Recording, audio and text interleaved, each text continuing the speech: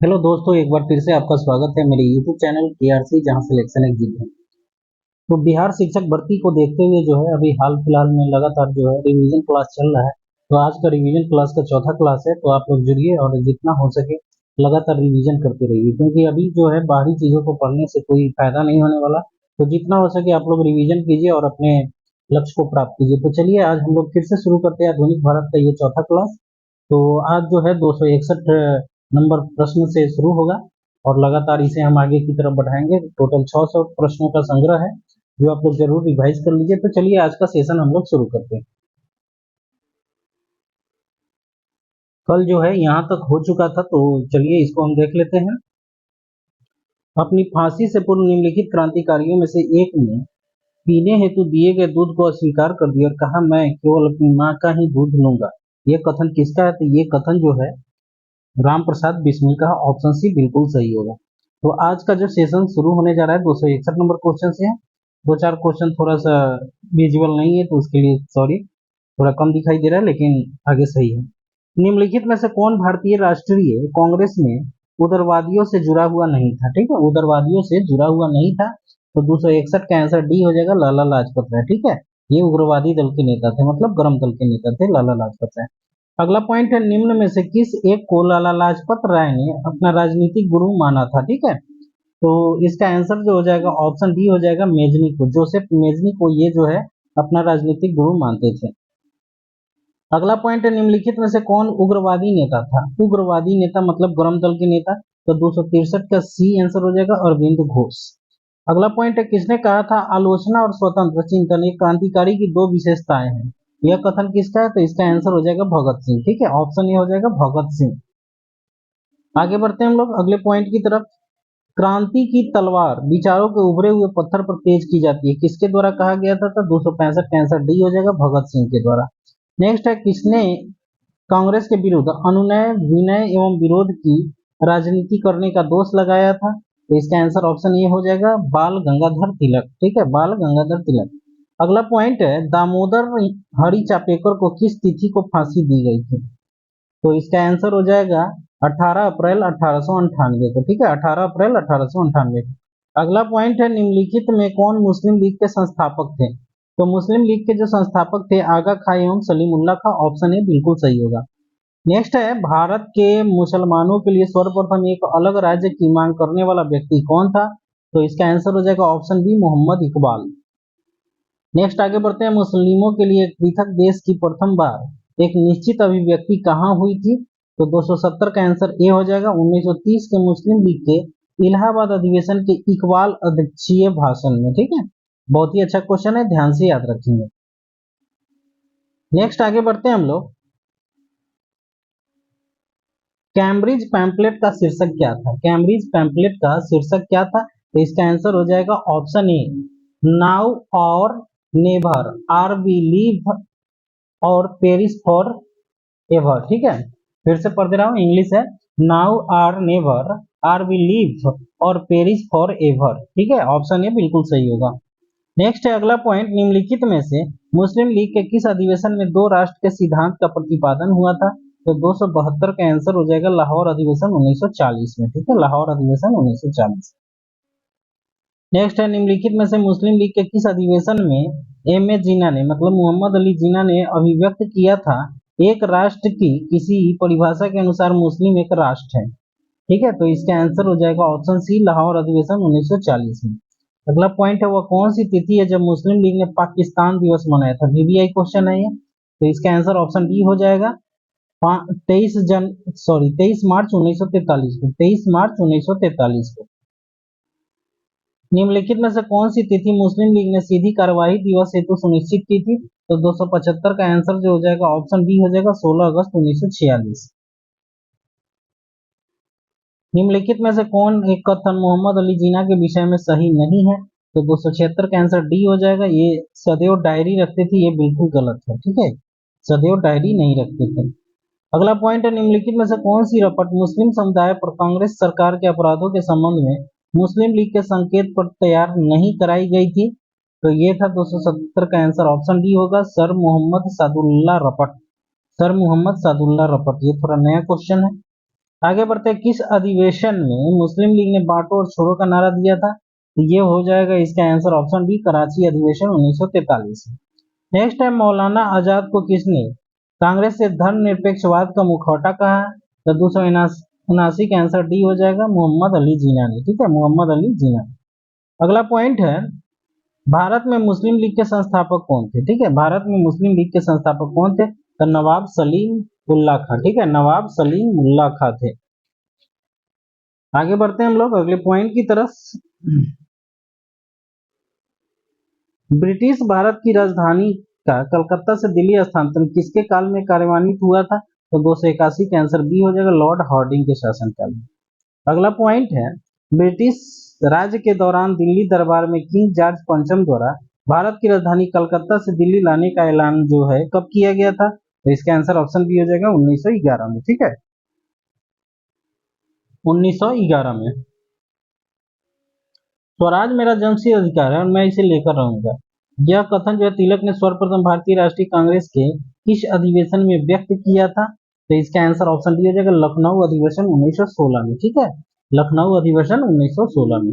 अगला पॉइंट है, स्वराज मेरा जन्मसिद्ध अधिकार है, मैं इसे पाकर रहूंगा, यह कथन किसका है? तो बाल गंगाधर तिलक, ऑप्शन सी।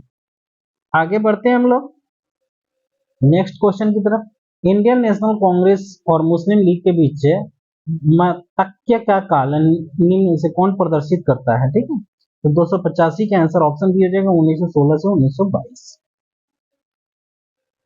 निम्नलिखित में से कौन मुस्लिम नेता थे जो एनी बेसेंट द्वारा स्थापित होम रूल लीग में सम्मिलित हुए थे? तो इसका आंसर हो जाएगा ऑप्शन बी, मोहम्मद अली जिन्ना थे। ठीक है, मोहम्मद अली जिन्ना। अगला पॉइंट है, निम्नलिखित नेताओं में से किसने कहा, मैं तो एक भारतीय नगारा हूँ जिसका कार्य सोते हुए को जगाना, ताकि वे अपनी मातृभूमि के लिए जागे और कार्यरत हो सके। ये कथन जो है एनी बेसेंट का है। ठीक है, ऑप्शन बी, एनी बेसेंट।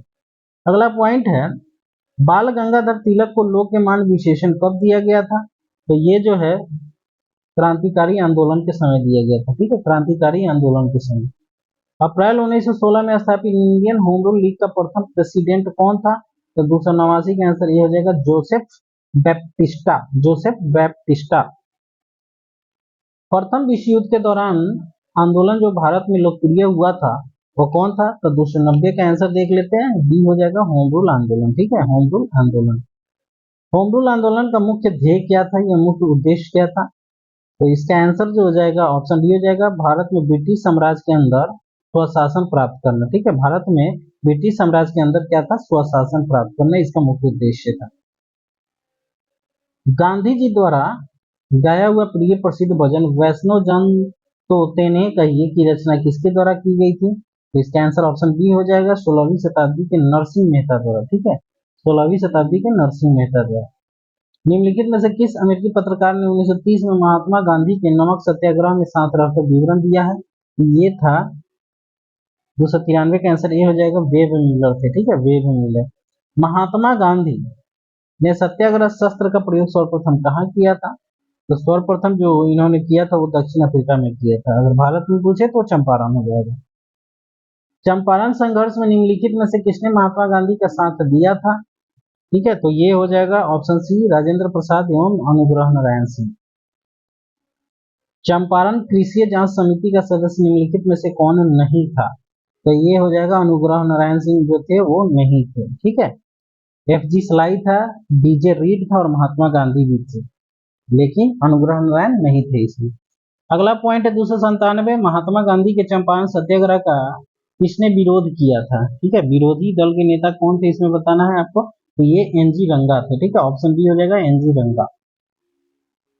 तिलक की मृत्यु पर किसने कहा, मेरा सबसे मजबूत बचाव चला गया? तो ये कथन जो है महात्मा गांधी का, ऑप्शन डी हो जाएगा, महात्मा गांधी।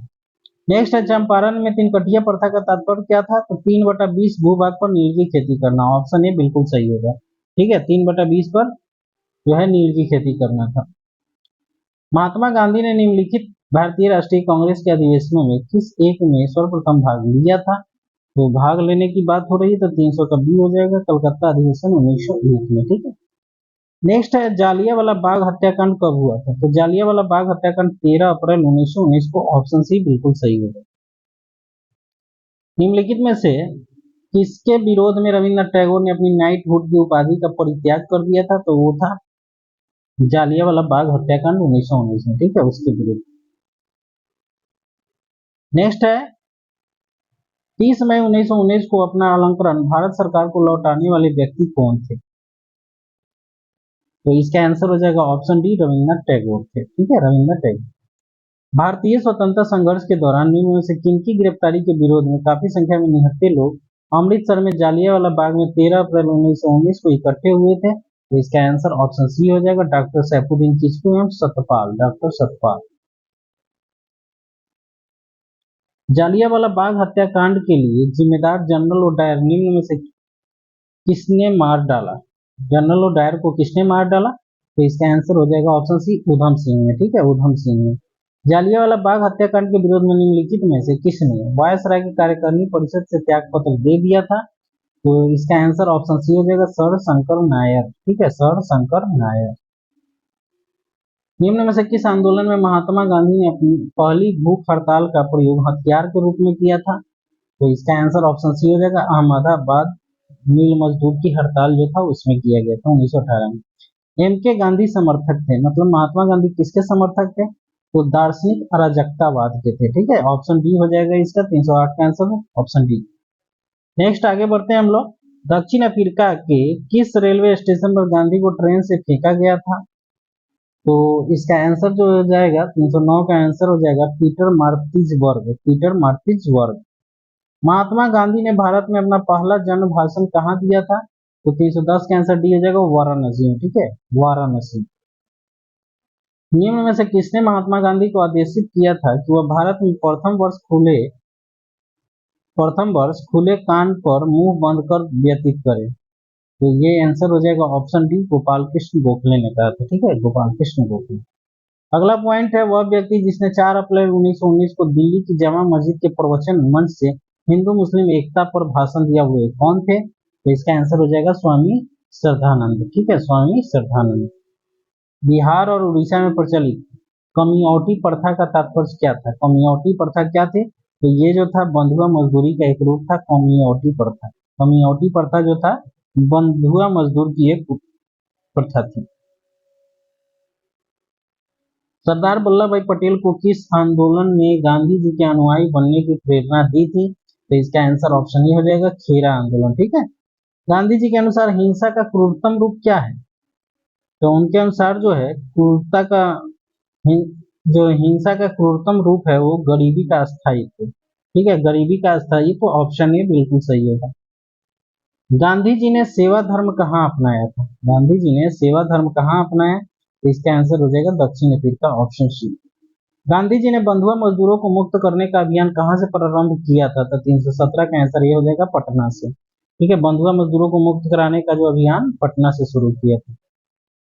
गांधीयन इनोवेशन, गांधी जी का नवाचार का तात्पर्य क्या है? तो इसका आंसर हो जाएगा 318 का आंसर ऑप्शन डी हो जाएगा कम निवेश से अधिक उत्पादन अधिक लोगों के लिए, कम निवेश से अधिक उत्पादन अधिक लोगों के लिए। ब्रिटिश निर्मित उत्पादकों का गांधी का बहिष्कार प्रभावी हुआ क्योंकि ब्रिटेन भारत को एक बड़ा ही किस रूप में समझता था? तो इसका आंसर 319 का आंसर सी हो जाएगा निर्मित वस्तुओं का बाजार समझता था, निर्मित वस्तुओं का बाजार। गोखले माई पॉलिटिकल गुरु पुस्तक किसने लिखी है? तो 320 का आंसर बी हो जाएगा महात्मा गांधी ने लिखा है क्योंकि उसके राजनीतिक गुरु जो थे वो गोखले ही थे। गांधी जी के ट्रस्टीशिप के सिद्धांत के प्रतिपादन के संबंध में निम्नलिखित युगों में से कौन सा एक सही है? तो 321 का आंसर जो हो जाएगा ऑप्शन ए हो जाएगा दक्षिण अफ्रीका 1903, ये सही है, दक्षिण अफ्रीका 1903।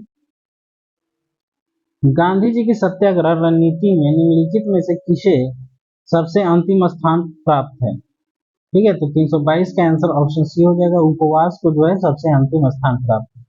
गांधीवादी विचारधारा किनसे प्रभावित रही? तो गांधीवादी विचारधारा जो है वो इनमें सभी से प्रभावित रही थी, रस्किन से, टॉल्स्टॉय से एवं थेरो से, ये तीनों से, क्योंकि ये दार्शनिक अराजकता से संबंधित है। महात्मा गांधी के अनुसार राजनीति का तात्पर्य क्या था? तो इसका आंसर ऑप्शन बी हो जाएगा जन कल्याण के लिए सक्रियता, ठीक है, जन कल्याण के लिए सक्रियता। आगामी पीढ़ियां शायद ही विश्वास करे कि ऐसा रक्त मांस का मानव कभी पृथ्वी पर अवतरित हुआ था। महात्मा गांधी के विषय में किस व्यक्ति ने यह विचार व्यक्त किया है? तो इसका आंसर हो जाएगा ऑप्शन डी, अल्बर्ट आइंस्टीन। ठीक है, अल्बर्ट आइंस्टीन ने ऐसा बात कहा है। नेक्स्ट आगे बढ़ते हैं हम लोग। किसने कहा था आजादी हमारी पहुंच के अंतर्गत है, इसे कसकर पकड़ लेना चाहिए। ठीक है, तो ये जो कथन है ये महात्मा गांधी का है। ऑप्शन ए हो जाएगा महात्मा गांधी। अगला पॉइंट है 1928 में हिंदुस्तान सोशलिस्ट रिपब्लिकन एसोसिएशन की स्थापना कहाँ की गई थी? तो इसका आंसर हो जाएगा ऑप्शन बी, दिल्ली में किया गया था। हिंदुस्तान सोशलिस्ट रिपब्लिकन एसोसिएशन की स्थापना जो है कहाँ की गई थी? दिल्ली में की गई थी। नेक्स्ट है 328 नंबर क्वेश्चन। सूची 1 को सूची 2 के साथ मिलाना है। ठीक है, तो एक तरफ संघ है और दूसरी तरफ जो है संस्थापक है। तो देख लेते हैं इसका आंसर। 328 का आंसर डी होगा। तो डी में क्या है? 5 1 2 4। ठीक है, 5 1 2 4। तो रिवोल्ट ग्रुप के जो संस्थापक थे सूर्यसेन थे। हिंदुस्तान रिपब्लिकन एसोसिएशन के राम प्रसाद बिस्मिल थे। हिंदुस्तान सोशलिस्ट रिपब्लिकन एसोसिएशन के चंद्रशेखर आजाद थे।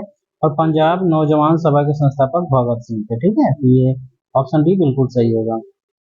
नेक्स्ट है निम्नलिखित में से किस क्रांतिकारी नेता ने कलकत्ता के क्रूर पुलिस कमिश्नर चार्ल्स टेगार्ट की हत्या का प्रयास किया था? तो 329 का आंसर ऑप्शन डी हो जाएगा, गोपीनाथ साहा। ठीक है, गोपीनाथ साहा थे। अगला पॉइंट है अखिल भारतीय ट्रेड यूनियन कांग्रेस का प्रथम अध्यक्ष कौन था? तो इसका आंसर हो जाएगा लाला लाजपत राय। ऑप्शन बी बिल्कुल सही होगा। ठीक है, ऑप्शन बी। आगे बढ़ते हैं हम लोग। निम्नलिखित में से किसने वर्ष 1940 में रेडिकल डेमोक्रेटिक पार्टी का संगठन किया था? तो 331 का आंसर जो हो जाएगा ऑप्शन बी हो जाएगा, एम.एन. रॉय। ठीक है, एम.एन. रॉय। आगे बढ़ते हैं हम लोग।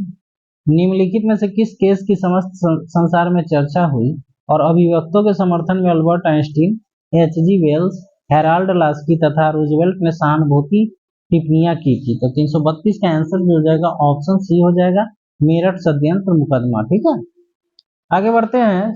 सौम्येंद्र नाथ टैगोर द्वारा स्थापित दल का क्या नाम था? तो इसका आंसर 333 का आंसर बी हो जाएगा, भारतीय क्रांतिकारी साम्य दल। ठीक है, साम्यवादी दल। अगला पॉइंट है दोस्तों, कानपुर में 1925 में स्थापित कम्युनिस्ट पार्टी ऑफ इंडिया का अधिवेशन किसकी अध्यक्षता में संपन्न हुआ था? तो 334 का आंसर डी हो जाएगा, सिंगारवेलु चेटियार। सिंगारवेलु चेटियार के अध्यक्षता में। अगला पॉइंट है साम्यवादी दल का प्रथम निर्वाचित मुख्यमंत्री कौन था? तो इसका आंसर जो हो जाएगा ऑप्शन सी हो जाएगा, ई.एम.एस. नंबूदरीपाद।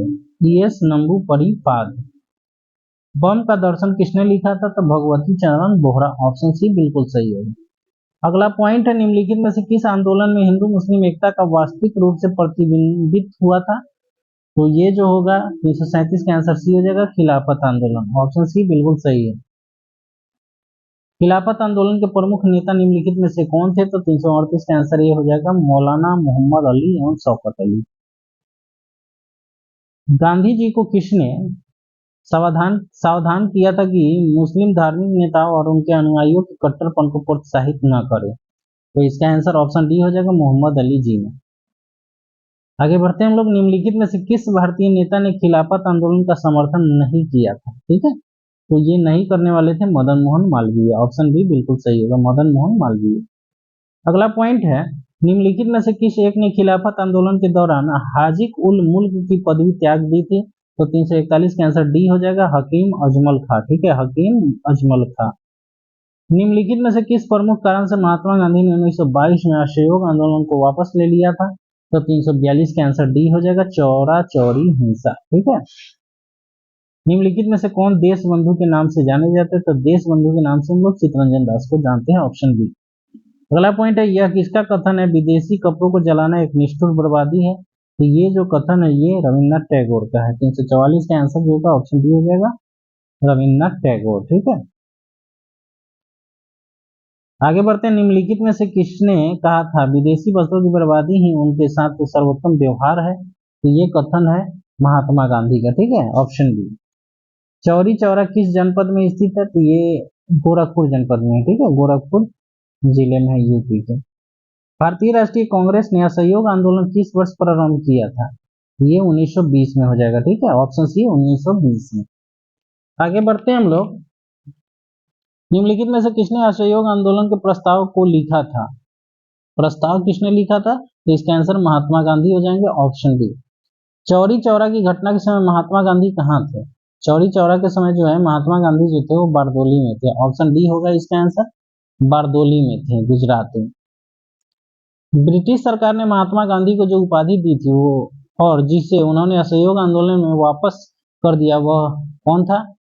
तो महात्मा गांधी को केसर हिंद की उपाधि मिली थी। ऑप्शन बी बिल्कुल सही होगा। ठीक है, आगे बढ़ते हैं। निम्न में से किसने असहयोग आंदोलन के दौरान अपनी वकालत छोड़ दी थी? तो 351 का आंसर डी हो जाएगा, चित्तरंजन दास ने अपनी वकालत छोड़ दी थी। अगला पॉइंट है, दिल्ली में 24 फरवरी 1922 को आयोजित अखिल भारतीय कांग्रेस समिति की बैठक में असहयोग आंदोलन वापस लेने के लिए गांधी जी के विरुद्ध निंदा प्रस्ताव किसने प्रस्तुत किया था? तो 352 का आंसर डी हो जाएगा, डॉक्टर मुंजे। ठीक है, डॉक्टर मुंजे।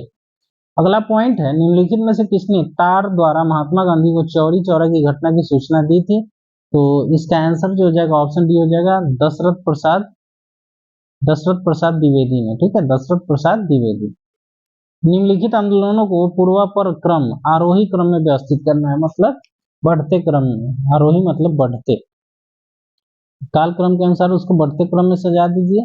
तो 354 का आंसर जो हो जाएगा ऑप्शन सी हो जाएगा, 2 3 1 4। पहले असहयोग आंदोलन, फिर उसके बाद जो है पहले जो था खिलाफत आंदोलन 1919-20 में हुआ था ये। उसके बाद असहयोग आंदोलन 1920 में हुआ था। उसके बाद सविनय आंदोलन 1930 में, फिर भारत छोड़ो आंदोलन 1942 में। ठीक है, आगे बढ़ते हैं। निम्नलिखित में से किस आंदोलन के वापस लेने पर सुभाष चंद्र बोस ने कहा था कि यह तो असफलता को स्वीकार करना? ठीक है, यह तो असफलता को स्वीकार करना है। तो 355 का आंसर ए हो जाएगा, असहयोग आंदोलन के बारे में इन्होंने बताया था। नेक्स्ट है, निम्नलिखित में से कौन सा गैर सहयोग आंदोलन के रचनात्मक कार्यों में से नहीं था? तो 356 का आंसर ए हो जाएगा, विदेशी कपड़ों का बहिष्कार। लखनऊ में स्थापित अखिल भारतीय किसान कांग्रेस के महासचिव के रूप में निम्नलिखित में से किसे चुना गया था? तो 357 का आंसर बी हो जाएगा, एनजी रंगा को चुना गया था अखिल भारतीय किसान कांग्रेस के महासचिव। भारतीय किसान कांग्रेस का पहला अधिवेशन कहाँ हुआ था? तो इसका आंसर ऑप्शन बी हो जाएगा, लखनऊ में हुआ था। ठीक है, लखनऊ में। नेक्स्ट है, वह कौन सा क्षेत्र था जहां बाबा रामचंद्र ने किसानों को संगठित किया था? ठीक है, तो 359 का आंसर ये हो जाएगा, अवध था। ठीक है, अवध। अखिल भारतीय किसान सभा की स्थापना कब हुई थी? तो अखिल भारतीय किसान सभा की स्थापना 1936 में हुई थी, ऑप्शन डी।